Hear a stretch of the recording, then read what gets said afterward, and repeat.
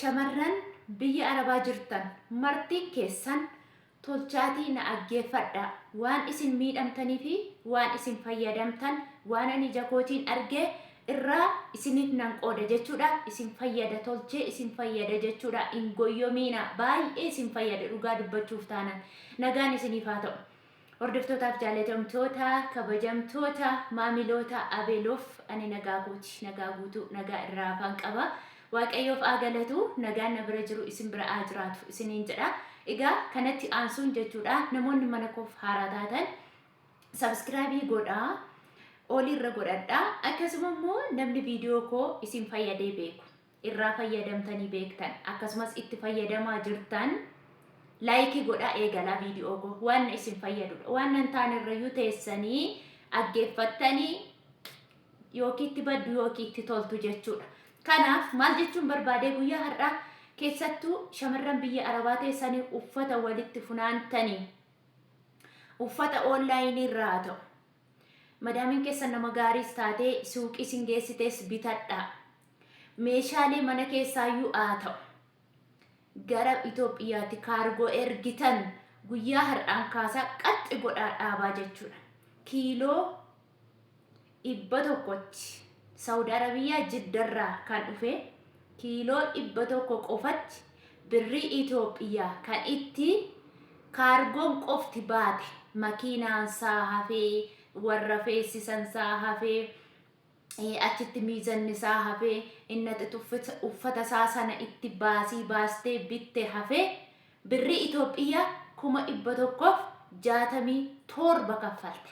Kiiloo 100tti aggeeffadhaa tolchaati kiiloo 100 qofatti birrii Itoophiyaa 176 baafte. Maaltummaa achi keessa jira jedha. Wantoonni achi keessa viidiyoo isaa isinii waraabuuf viidiyoon eeyyaman jarri ishi namaan jedhanii nama lama ol hin geeshanii ishiin kan ergatte maqaa obboleessaatti keessattuu maqaa obboleessa keessanii maqaa fira keessanii maqaa nama kamittuu yoo ta'e achi teessanii hin ergina. Gonkuma yoo dhiistan dhugaa waaqayyo harkuma keessan duwwaa yoo dhuftan filatamaadha jedhee yaada jechuudha. Harkuma keessan duwwaa koottaa yoo kaargoo erginu malee biyya gallee jiraachuu hin dandeenyu yoo jettu taatan harka keessan duwwaa koottaa isiniin jedha ani immoo jechuudha. Maaliif jennaani keessattuu kaargoo ergita taanaan maqaa namaan keessaafuu jechuudha. Maqaa namaan waanan ofii koo argedha jechuudha. Ani yeroo baay'ee yeroo isinitti himu waanan argichee godhe malee isinitti himu jechuudha. Akkasin irraa of eeggattaniif akkasin irraa barattaniif jechuudha. Ani kanaan dura namarraa dhagahee hin goone kaargoo keessa hin goone benxarsoo kee wala maqaa namaatiin wala maqaa kootiin kaargoo waan jedhamu waggaa amma kana teessee habee maa kaargoon ergine kaargoo warri ergitan jechuudha. Adaadee koo eessumee koo akaakayyuu koo akaakilee koo abaabilee koo kuni surreedha kuni paantiidha kuni xoxumaajaadha gijaamaadha wayyaan achi wayyaan asiisuu waliin fakkaatu. Wayyaan achi finnee ufne asitti maal uffatti har'amoo maal fakkaatti nuun jedhu dhugaa Kiristoos isiniin jedha. Inni tokko bal'aa inni tokko abbaa yeroo har'a guyyaama tokko miicu kumshumshum hin bareedu istaayiliin qabu bakkanna مسح بلاد بس حق بلاد أصلح لكم هن النسم فيدو تقيوتا ما والوليا سم فيدا ما والوليا يو جناتي تطوسا كنا مكراسا هناك إينا ويان إنما وانت تشوف نمانتنا أماني سنتقم وياني سنتقم وجا كريستوسي أمان أسيبيه كيسا وبدت يوم غرج الرج سرا إسفالتي رديمان ولو وجا كذا أكتشي سنتم فكاتي achi isfaaltii irra deemaa ooltaa uffanni keen xuraa'u caammaan keen xuraa'u amma lafan deemtu sirraa bareede achitti sirraa bareede achitti uffadhu warri carraa qabdan warri bakkee ta'e jirtan keessaaf warri firii viizaa hojjettan uffadhaa hidhadhaa. Garuu Itoophiyaa keessatti kan uffadhee irraa hafan jedhina yoo uffattee baate ammuma kosokkosamee caammaan immoo tolosh jedhee akkuma nuti yeroo achirraa ofnu qaamni keenya torosh jedhu akkasuma qodaan isaanis jechuudha. Akkasuma inni biraa immoo akaakilee koo abaabilee koo jettanii guyyaa guurtanii dhuftan moofaa tokko nutti darbatteen talli ebedu hillim gootanii yoo dhiistanii afaan keessan qabattanii teessan sinii wayya dhugaa galata sin qabdan waan moofaa sanatti laattaniifis galatan qabdan, waan oowwattaniifis galatan abdan. Namaaf hin ama'ina, namaaf hin dadhabina. Baay'ee isaa jechuudha. Wantoonni namaaf dadhaban booda nama gaabbisiisa jechuudha. Siin hamma ati gaafa maallaqa isaanii laachuu dandeessu, hamma ati gaafa isaan deeggaruu yookiin gargaaruu dandeessu qofatti namni si jaallata. Kanaan ala gaafa ati sim jetta behsheenuu maal fiddeetti baa kasartee ufte sheenuu siin jiru.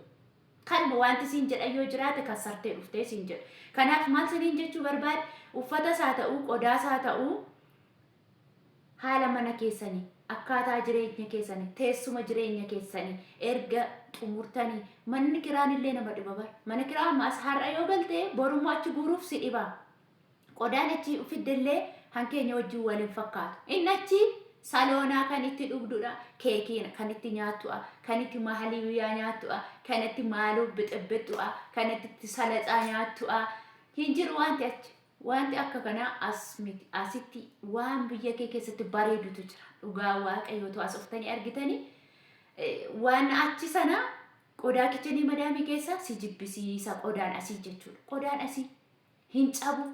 Dizaayinii barbaadde ofii kee maraxattee tasgabbooftee yaada kee tasgabbeessitee eessa akka teessu eessa akka jiraattu erga barte. Amma moofaa bututtuu bakka biriddistii fa namoonni fe'anii fidan jiru. Biriddistii biyya Arabaa jiru asis hin jiru. Teefaaliin biyya Arabaa jiru, maxibashaan biyya Arabaa jiru asin jira. Ani biteera dhugaa Waaqayyoo isin agarsiisne, Kiristoos isin agarsiisa. Maxibashaa fakkeenyaaf maxibashaa hani achitti fakkeenyaaf xibsii mangalgalii inni mitiire xibsiin achi xibsiin faati xabbasan foon itti mangalgaliin itti hojjetamu. Akkasumallee immoo kan killee faa yeroo itti hojjetu asii immoo yoo barbaadde qadada isaa hojjetu maraxxee bitatta.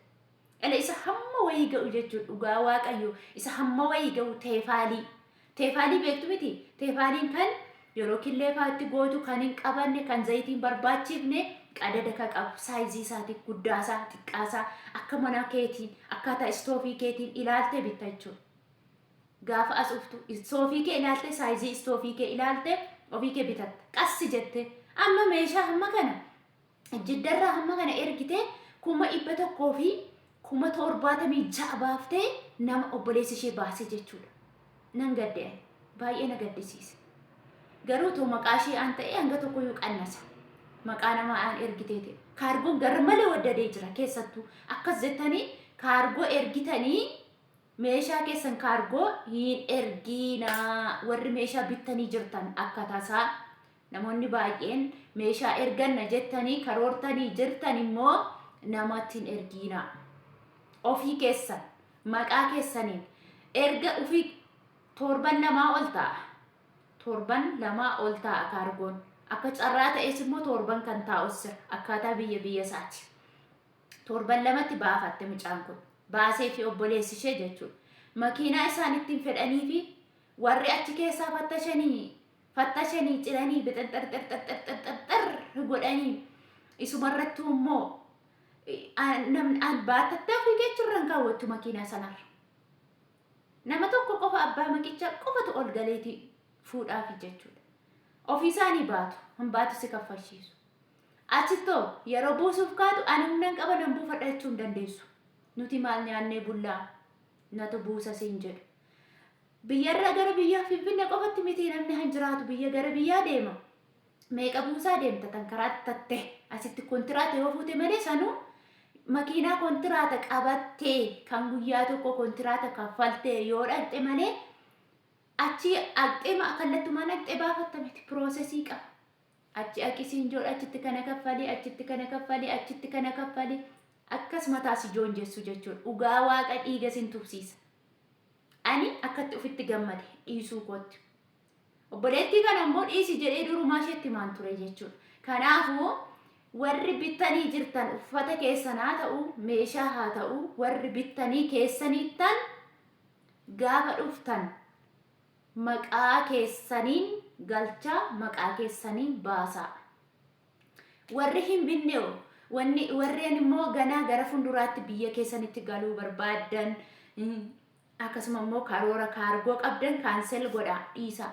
Nassiniin jedha abee waa dogoggoraa nu gorsiteetti naan jedha dhiisaa kiiloo keessan ishee madaamiin sinii kuttee uffata keessan haa ta'u waan saabunaa shaamboostu shaawara keessan kana qabadhaa koottaa birrii keessan gudunfadhaa ittuma waddadaa jira birrii ittuma waddadaa jira waan ta'eef birrii kee asitti sharafatte qaxxi jette mana kee jalaa bitatta hannin gaafa barbaad guyyaa 50 guyyaa 5 bitachuu dandeessa guyyaa tokkotti bitachuu dandeessa kaashii birrii qabaannaan inni guddaan birrii kaashii qabaachuudha kanaafuu warri kaargoo of eeggannoo of kagootan isinii jechuun barbaada akkasuma immoo bodeewwan kiyya gaaffii yoo qabaattan yaada yoo qabaattan qeeqa yoo qabaattan komentii jala barreessaa gaaffii keessan haalaan isiniif nan deebisa isiniin jedha turtii biraatiin yookiin immoo viidiyoo kara biraa sagantaa gara biraatiin isinii qabadheetiin nan dhufa jechuudha hammasitti immoo turtii gaarii naa jiraadha baay'een isin jaalladha baay'ee isin kabaja baay'ee akkana jajjabeessitan abdii guddaan qaba jechuudha turtii gaarii isiniif haa ta'u